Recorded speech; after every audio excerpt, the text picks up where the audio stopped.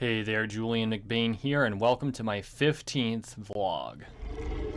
So, I've been doing a lot of more philosophical writing lately, and I wanted to revisit something that is very important to me. And I know it'll sound kind of goofy, but work with me here because, you know, I'm in the SCA, and so I play in the Middle Ages, but I want to discuss the Code of Chivalry. And I've been kind of playing with the idea of doing a vlog post on the code. Each tenet of the code is a different vlog post, but I think I'm going to leave that to my written blog. At least for the time being. I could change my mind next week, but for today. But I did want to kind of go through why I feel that even in today's environment, maybe especially in today's environment, it's very important for us to have either the Code of Chivalry or something similar to it in concept. You know, we live in a world that is tragic just by its nature. We run into traumas on a regular basis. Life is hard. And people can be cruel. I mean, it's not hard to understand that there's a propensity for evil in our world, and I'm not going to get too deep into that particular philosophical concept, but suffice to say, it is easy for people to do evil things to each other if we don't have some way to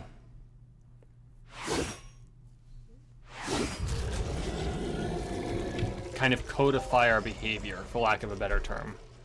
This is how we interact with each other.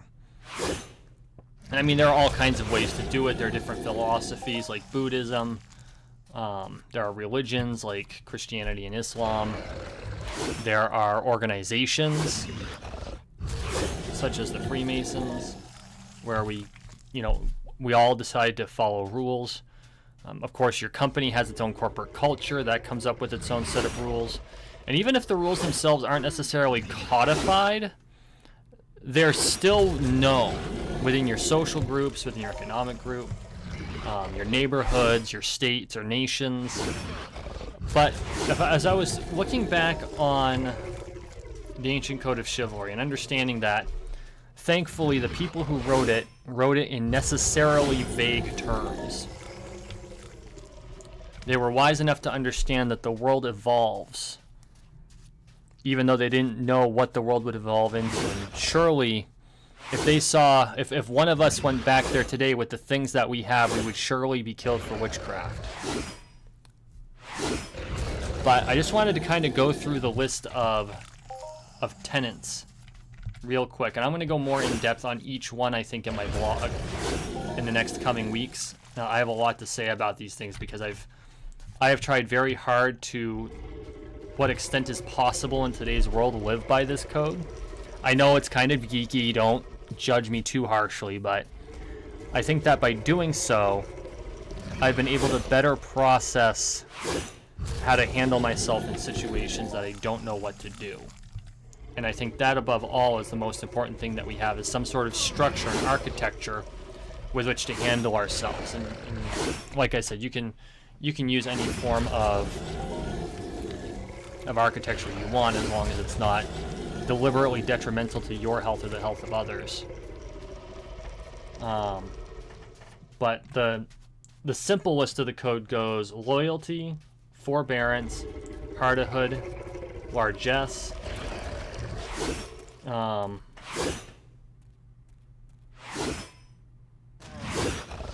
magnanimity, and honor. Oh, sorry, faith. Sorry, on the list I'm reading, it's listed as the Davidic ethic, but it's basically faith in a religious or non-religious context. So, you know, this isn't really difficult to hold to if you unpack what it can mean. You know, you're loyal to the people that, well, at the time it was you're loyal to your Lord, right? you know, the king or the knight or the baron. In other cultures, it might have been the emir or the emperor. You are... forbearance is self-control. So you're measured, tempered, let's say. Everything you do, you think through before you actually do it. And when in doubt, it is better to take inaction than to act recklessly. And this is something that has gotten me into trouble in the past, because out of all of these principles, forbearance is probably the one I'm best at. Almost to the point where it's pathological. And so, keep in mind that there are limits to where you should apply these tenets. Because of course you can be over loyal to someone and find out that they're a total trash bag, but at the same time, you don't want to be someone who just jumps ship at the first chance you get, because that, you know, no one will be able to trust you. Hardihood. Hardihood is kind of an older form of fortitude. Or no, I won't say it's an older form of fortitude. It's an older word for fortitude. You can tell that I'm kind of, you know, working this out in my mind as I talk about it. And this is why I think I'm going to be doing these blog posts about it, because I think I need to flesh this out better in my brain. So, do you have the fortitude to put up with adversity? Do you have the hardihood to put up with the struggles and the traumas you will inevitably face in life? Because we're all going to face them. We all have things in our life that we're going to have to deal with that we don't want to. They make us uncomfortable. Or they hurt. Pain being a very natural part of life in general. You know, we're going to experience trauma. We're going to experience death. We're going to experience loss. Do you have the hardihood to keep going? Largesse. And this one, I think this is one that people often either overblow or completely forget about. So largesse in this context actually means charity. Right? So in the Middle Ages, largesse would be given out by their majesties to the populace for accomplishment or for a reward. But in today's, in the case of a knight, largesse is more of a charitable gift. You know, are you giving charitably to people in need, people who are less fortunate than you are? And the important part of this is that it's not an enforced largesse, because oftentimes when largesse is enforced, it's more than you could afford, or charity is enforced. But instead, are you giving within your means, because you're not helping anyone if you're strapping yourself to help someone else? Because in the long run, because you end up having to ask for charity after giving it, which makes no sense at all. But are you doing so in such a way that it actually helps people? And there are many forms of charity, so it doesn't even necessarily have to be money. It can be time. You know, you can volunteer to help out at a soup kitchen, or help teach kids about whatever field you operate in. What field you operate in? Wow. What field that you happen to work in. You know. And sometimes it means, you know, giving money to the poor or destitute.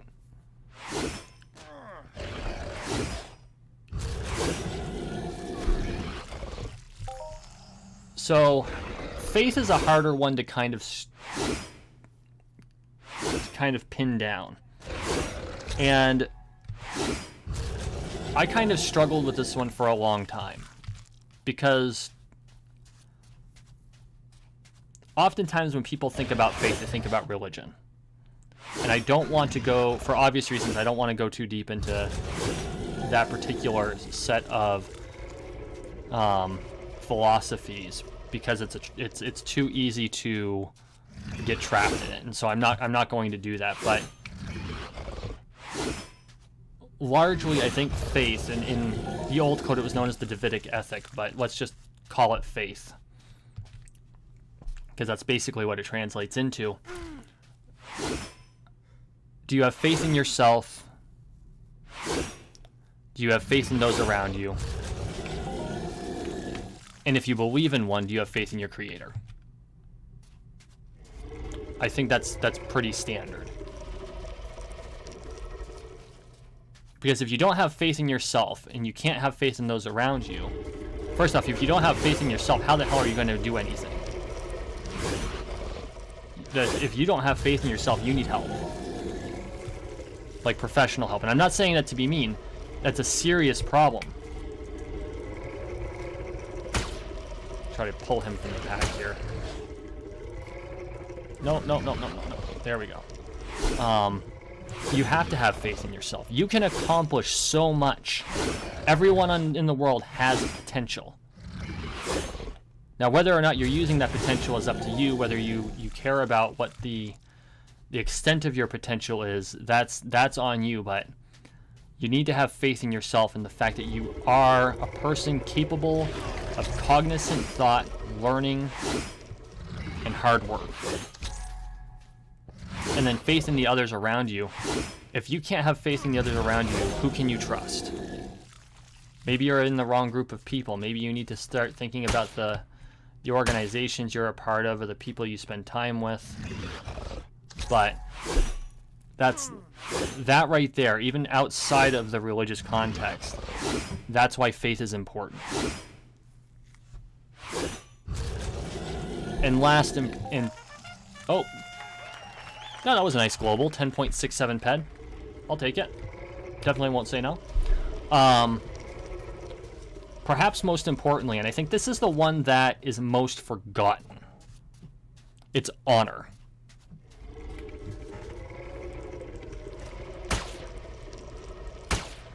And I'm not talking honor necessarily in a Klingon sense, although that would work. Yes, hashtag terrible geek reference. Do we go into any situation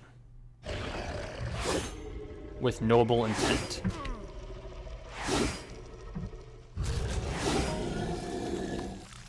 Are we being deliberately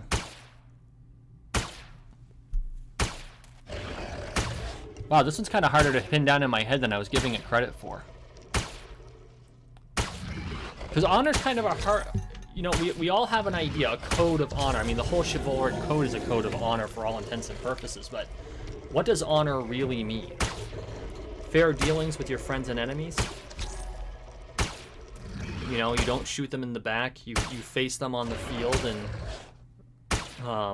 no, I'm not riffing on snipers, because they have a very definite need. There is a definite need for them in today's field of battle, in the operational art of modern warfighters. But I know that, like, for knights, they dressed in their armor and they had their heraldry, and it was their heraldry. They didn't hide behind another person's heraldry to fake it.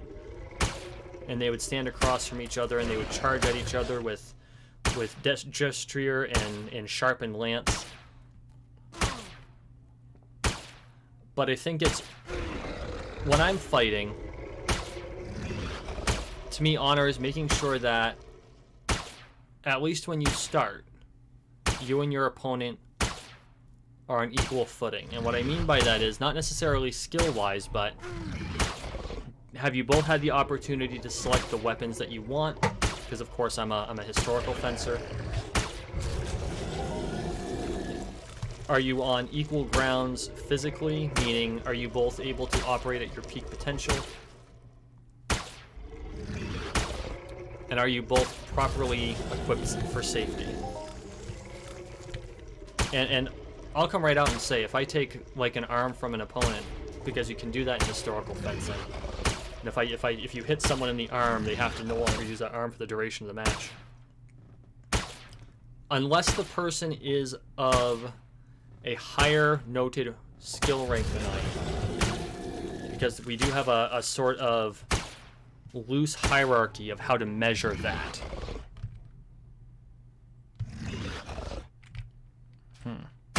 There we go. Then I will also give up whatever I took, as to keep it as even as possible. Not necessarily in a training situation, like if we're doing deliberate training in that way, that's different, but in a match. That's part of the code of honor that has been instilled in me.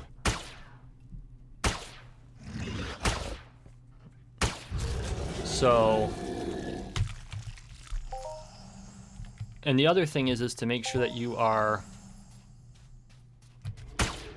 honest with others. And I think this is where honor really derives from, is honesty. Because I was just thinking, well, you also honor your spouse or your significant other, and you honor your children. So it's being honest with the people around you that you need to be honest with.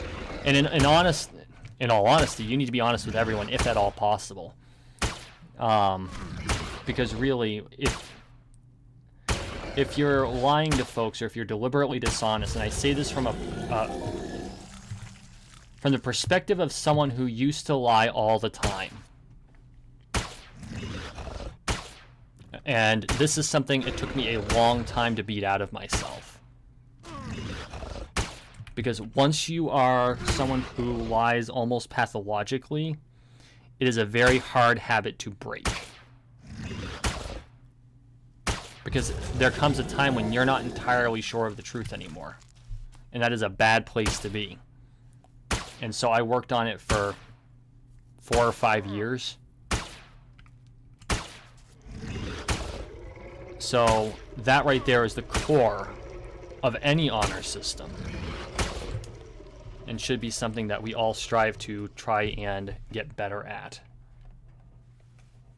I just tabbed out. Okay, good. We're good.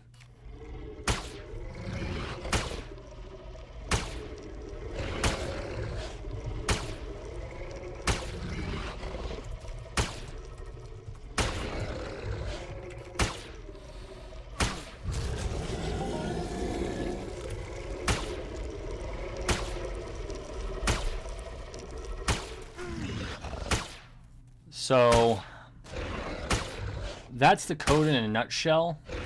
I think what I'm going to do is I'm going to break down each piece bit by bit, kind of see where it goes. I'm gonna write the first one in whole before I even think about posting it, so it might be a couple of posts before I get to it. Because this is something that's so important to me philosophically. I want to make sure that my thoughts are properly expressed. And that might mean that I go back and rewrite it later, and that's fine. But from the standpoint of someone who really feels that the Code of Chivalry itself is important, even in today's environment, perhaps even more so today. It's just like in The Last Samurai, Ken Watanabe and Tom Cruise are having a conversation as their characters, Algren and Katsumoto. Katsumoto? I believe that was his name. And of course, Watanabe was Katsumoto and Cruise was Algren. But Katsumoto is talking to Algren and he's telling him about Bushido, which of course is the Japanese version of the Code of Chivalry. And so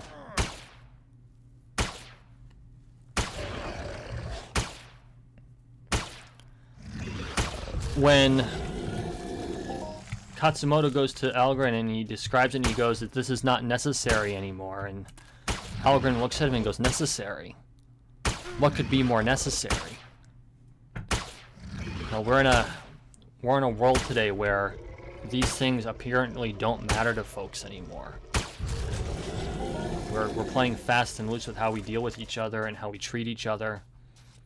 And, you know, when I was younger, I thought that was, you know, being able to be so casual, because, I mean, I was taught that you treat your boss and everything, it's Mr. or Ms. last name. Mr. or Ms. last name. Like, if it was John Smith, Mr. Smith. That's how you address your boss. And in today's world, we no longer practice that. And I don't think it's strictly necessary that we practice that, but at the same time, that we've almost become too casual with how we interact with each other. And I think that might be to our detriment. Drop a comment, let me know what you think. If you've made it this far with me, I appreciate it. I know this is kind of an odd thing to talk about. You're probably all like, Code of Chivalry, who is this guy? But this is something I've just kind of, it's been in my head for the majority of the day. And so I needed to kind of explore verbally what had kind of gone through my head. I'm processing this. And I think I've got a lot more to say on an individual basis, but that's something that I can't really do in this format, because this format requires me to have more of my thoughts organized. You can tell how disorganized my thoughts were this time as I try to process what I'm trying to think of. So I appreciate you sticking with me this long. We're going to get to a safe spot here. In fact, I think I'm going to just drop my hover pod. So I really appreciate it, guys. Thank you for watching. Thank you for listening. Please make sure you like, share, and subscribe down below. I am trying to get to 100 subscribers by the end of April. Let's see if we can make it happen. I'd really appreciate it. Also, make sure you go to visit my website, www.mcbainmanor.com. That is where you'll find the blog posts as I post them. And visit my sponsor, Critical Links. Both of those links will be in the description, of course. Guys, I really appreciate it. All the support you've given me has been awesome. You all have a wonderful night.